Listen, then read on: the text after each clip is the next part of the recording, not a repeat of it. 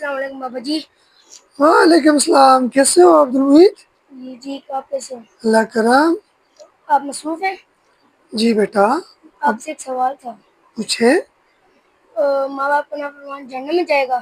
ہاں، بڑا پیارا سوال کیا آپ نے۔ حدیث کے اندر آتا ہے کہ رسول اللہ صلی اللہ علیہ وسلم ایک مرتبہ مسجد تشریف لائے تو ایک زینے پہ پاؤں رکھا فرمایا آمین، پھر دوسرے پہ پاؤں رکھا فرمایا آمین، پھر تیسرے زینے پہ پاؤں رکھا تو فرمایا آمین۔ صحابہ کرام نے پوچھا یا رسول اللہ صلی اللہ علیہ وسلم، آج آپ نے جو عمل کیا اس سے پہلے کبھی نہیں کیا؟ آپ نے فرمایا جبریل علیہ السلام تشریف لائے تھے۔ تو ان میں سے ایک بات یہ بھی کی تھی کہ ہلاک اور برباد ہو جائے وہ شخص جس کے والدین میں سے کوئی ایک زندہ ہوں یا دونوں زندہ ہوں، ان کی خدمت کر کے وہ جنت میں نہ جائے۔ تو حضور فرماتے، میں نے کہا آمین۔ اب بدعا کرنے والے کون؟ جبریل علیہ السلام۔ آمین کرنے والے کون؟ رسول اللہ صلی اللہ علیہ وسلم۔